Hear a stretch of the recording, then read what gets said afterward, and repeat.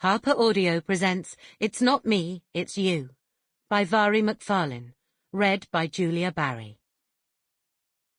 Chapter 1. Anne clomped over in her King Kong slippers, with a yoghurt, a spoon and a really annoyed expression. "Is that stuff in the Tupperware with the blue lid yours?" Delia blinked. "In the fridge," Anne clarified. "Yes. It's stinking it out. What is it?" "Chili prawns. It's a Moroccan recipe. Leftovers from what I made for dinner last night." "Well, its smell has got right into my Muller Greek corner.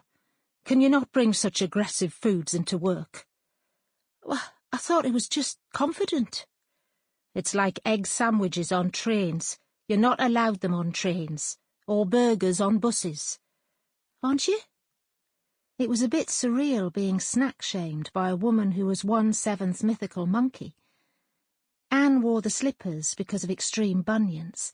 Her feet looked like they didn't like each other. "No, and Roger wants a word," Anne concluded. She went back to her seat, set the contaminated yoghurt down and resumed typing, hammering blows on the keyboard with stabbing forefingers. It made her shock of dyed purple-black hair tremble. Delia thought of the shade as aubergine fritter. Anne's policing of the office fridge was frightening.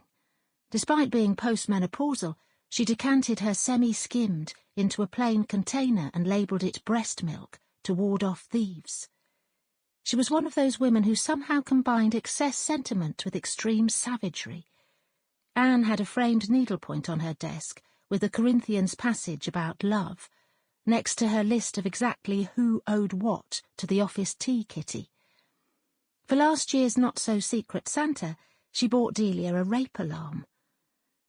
Delia pushed out of her seat and made her way to Roger's desk. Life as a Newcastle City Council press officer did not provide an especially inspiring environment. The pleasant view was screened by vertical, nubbly, slatted blinds, in that porridge hue designed to make them look dirty before they were dirty, to save on cleaning costs. There were brown-tipped spider plants that looked as if they were trying to crawl off the shelving and had died mid-attempt. The glaring yellow lights, built into the ceiling tiles, foamy squares, made everything look like it was taking place in 1972. Delia got on well enough with the rest of the quiet, predominantly 40-something staff, but geographically she was trapped behind Anne's wall of misery. Conversations conducted across her inevitably got hijacked.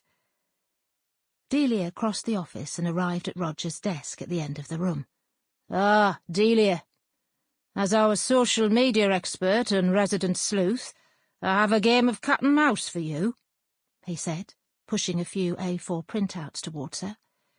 She wasn't sure about being christened the officer's resident sleuth, just because she discovered the persistent odour in the ladies' lavatory had come from an upper-decker left in one of the cisterns by a discontented male work experience placement, who might have deep-rooted issues with women.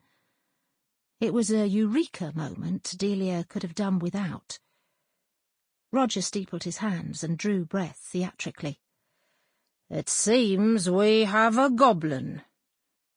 Delia paused. "You mean a mole?" "What do you call a person who goes onto the internet intentionally trying to annoy people?" "A wanker?" Delia said. Roger winced. He didn't do swears. "No, I mean a concerted irritant of a cyborg nature." "A robot?" Delia said uncertainly. "No, did I mean cyborg? Oh, cyberspace." "Being rude to people online. A troll." "Troll, that's it." Delia inspected the printouts. They were local interest-only stories, based on council reports in the local paper. Nothing particularly startling, but then they usually weren't. "So, this individual, rejoicing in the anonymous moniker Peshwari Naan, starts trouble in the conversations underneath the Chronicle's online stories," Roger said. Delia scanned the paper again. "We can't ignore it. I mean..." Sample complete. Ready to continue?